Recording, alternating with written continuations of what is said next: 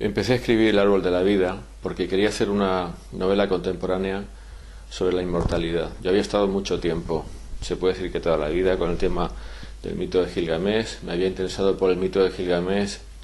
cuando empecé a saber de él en la universidad y me quedé muy fascinado, y esa fascinación me condujo a hacer mi novela con solo 25 años, Gilgamesh y la muerte, que se publicó en la Editorial Regional de Murcia y después la editó Fundamentos. Trata sobre la búsqueda de la inmortalidad, que es el tema del mito de Gilgamesh. Después me he ocupado del personaje a través de otras fórmulas, como por ejemplo mi documental En búsqueda de la inmortalidad, dentro de la serie de televisión Las Crónicas de la Tierra Encantada. Hice un artículo también sobre el personaje en una revista de arqueología, estudiando el tema de la sociedad ritual del héroe. Y al final de los 90, mis compañeros de arqueología, yo estudié arqueología en Murcia, y todos estos estaban estupendísimamente colocados en puestos de directores de museos y en la universidad también, y en servicio de patrimonio. Iban a hacer campañas arqueológicas a Siria. Todos los veranos se iban a Siria y me contaban que si quería acompañarles algún año, algún verano. Yo no podía hacerlo por motivos de mi trabajo. Pero bueno, me interesó el tema, me inspiró el tema. Estuve viendo unas diapositivas que me dejó José Miguel García Cano, en ese momento era director del Museo Arqueológico de Murcia, y me inspiraron para escribir lo que yo quería, que era una novela contemporánea sobre la inmortalidad, que la terminé realmente en 1999. En todos estos años, hasta el 2013, lo que estaba haciendo ha sido recomposición, reescritura, mejora del texto, del estilo y de todo eso. Pero la novela ya estaba registrada en aquella época, y la novela pues está llena de cosas interesantes y de anécdotas. Para escribirla me tuve que bajar de internet un curso de acadio, y me resultó muy interesante el acercarme a la gramática acadia de una manera lógicamente muy superficial, pero eso es lo que hice.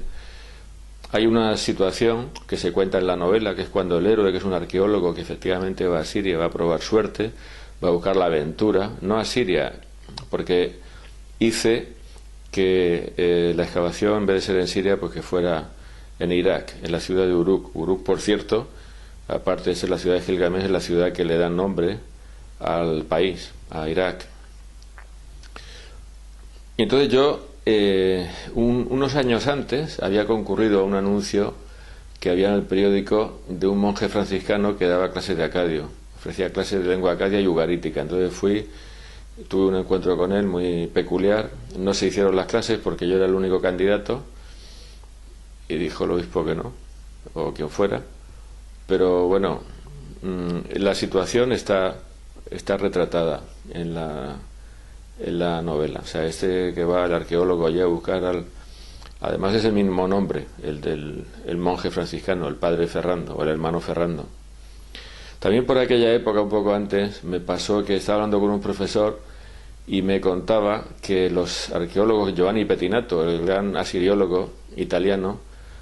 había estado excavando en la ciudad, había localizado la ciudad de Ebla, es una ciudad que se nombra en la Biblia, había descubierto montones de tablillas escritas en lenguaje cuneiforme, y la Iglesia estaba muy preocupada porque tenía miedo de que allá apareciera algo que contradijera la Biblia, porque aparecían algunos nombres propios que también aparecían en la Biblia, y esto despertó cierta inquietud en el Vaticano. Y esto realmente fue uno de los gérmenes más importantes del árbol de la vida, porque el árbol de la vida trata justamente del hallazgo en la ciudad de Uruk de unas tablillas cuneiformes que están repitiendo palabra por palabra el texto del Génesis, y sugieren la posibilidad de que la Biblia fuera no la verdad revelada por Dios, como se dice, sino una copia de textos anteriores paganos. Y el conflicto surge cuando aparece la campaña siguiente, que están buscando afanosamente la tablilla que falta. Aparece una tablilla, efectivamente, pero en circunstancias muy peculiares, y viene a ser una tablilla que de modo muy inesperado nadie puede traducir, pero ni el mejor asiriólogo del mundo es capaz de saber lo que pone ahí, a pesar de que se sabe que es lengua acadia. Esto es una trama que tiene un sentido, y ahí pues pasa una serie de cosas que efectivamente tienen que ver con la inmortalidad y que tienen que ver con un elemento que aparece en el mito de Gilgamesh, que es la planta que se llama el viejo se hace joven, que cuando la tomas, pues recobras la juventud. El mito de Gilgamesh sigue estando en el fondo del paisaje de esta novela.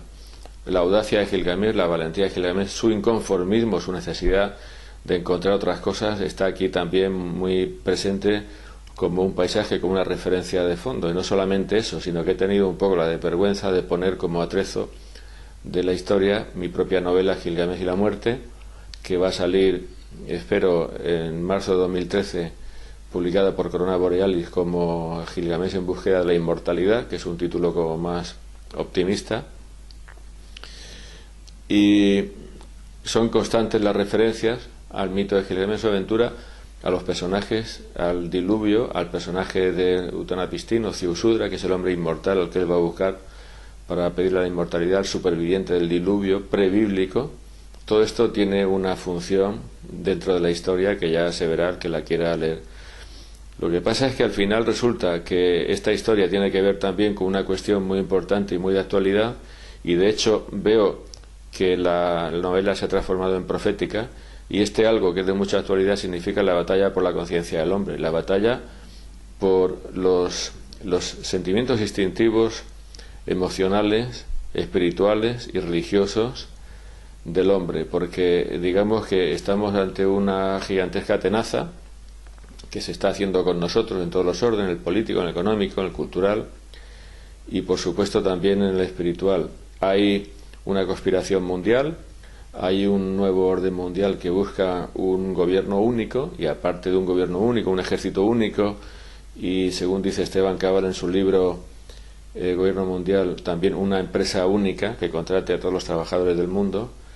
Pues también quieren una religión única, y esa religión única es la religión de la nueva era.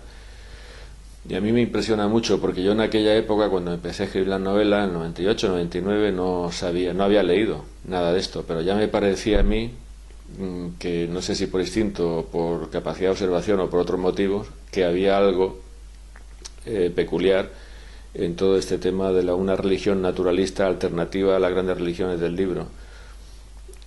Las religiones del libro son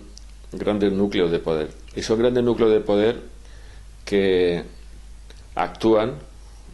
donde se percibe y se manifiesta el poder más, que es dentro de la conciencia del hombre. O sea, no hay una escopeta, no hay una cárcel, no hay un carro de combate, lo que hay es un código para decir qué es lo que es bueno o malo, y tanto la religión cristiana como el Islam y otras grandes religiones, el judaísmo, las religiones del libro, digamos que hoy son señores o señoras de la conciencia del hombre, y mientras haya una intervención en la conciencia del hombre que sea ajena al nuevo orden mundial, hay que acabar con ella. Esta novela tiene que ver con esta situación. Hay muchas otras situaciones que se han revelado como proféticas conforme iban pasando los años,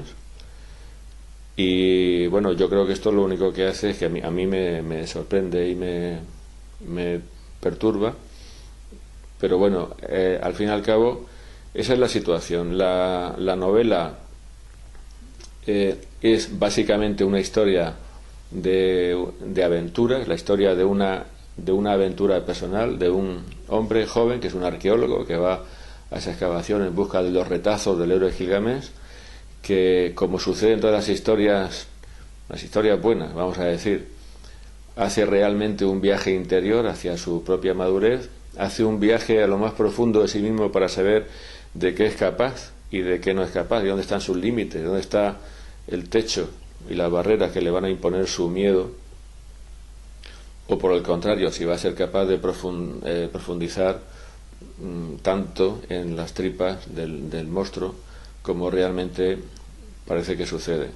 Y es una novela que, aunque sea una historia muy trepidante, donde pasan muchas cosas y hay mucha intriga, hay mucho thriller y mucho suspense y unas señoras muy guapas, pues tengo la esperanza de que no sea una intriga cultural al uso, que es una cosa que a mí me descompone y me aburre. Es una historia psicológica. A mí me gusta escribir novelas psicológicas. ¿Qué significa novela psicológica para mí? Pues que tú estás con el personaje, que tú convives con el personaje, que te identificas con él, que sabes con él lo que está pensando en tiempo real y lo que está sintiendo también. Y te estás dejando llevar por su personalidad, estás viendo la historia, lo que sucede a través de sus ojos, que es algo muy distinto de describir lo que hace, no lo que piensa, no lo que siente, lo que hace un personaje. Es decir, va de A hasta B, se levanta, se acuesta, se sienta, se enciende un cigarro, se coge un avión, paga el metro, no. Aquí lo que tenemos es una convivencia muy intensa del lector con Eduardo, que es el personaje que va de aquí para allá zarandeado por la historia y al final toma las riendas de la historia y no sabemos si se consigue resolver este gran misterio de la tablilla X, la tablilla que no se puede traducir. No sabemos si se descubre el misterio de un personaje rarísimo, que es un monje franciscano muy mayor, que este es el único que intenta un poco con visos de éxito traducir la tablilla, y ya lo veréis. El libro está en Amazon, se puede descargar en formato Kindle y se puede encargar también en papel para recibirlo en casa. Tengo que decir que a mí me pasa que, como a tantos otros escritores del mundo, pues que como lo único que hacemos es trabajar y escribir y no somos periodistas que aparecen en la tele a diario, pues nos cuesta que las editoriales nos hagan caso, los agentes literarios nos hagan caso. Aquí con esta novela, pues no es que haya ido yo de peregrinaje con las editoriales, pero bueno, me la rechazaron en un muy importante agente literario de Barcelona. Ya no, la verdad es que no le di más vueltas al tema, la tenía por ahí, y hasta que descubrí la posibilidad, que no tenía yo mucha idea de esto, de publicar en Amazon, pues me creía que esta novela nunca iba a ser leída absolutamente por nadie. Y ahora con Amazon pues me encuentro con que no es así. Ya hay mucha gente que ha leído El árbol de la vida. Por suerte están muy encantados con la novela. Hay unas críticas en la página de Amazon de la novela que se pueden leer, y me gustaría que la leyera mucha gente, porque realmente sí que os puedo decir que disfruto muchísimo escribiendo, que me gusta mucho hacerlo y que quisiera seguir haciéndolo. Y ya está, amigos, un abrazo para todos.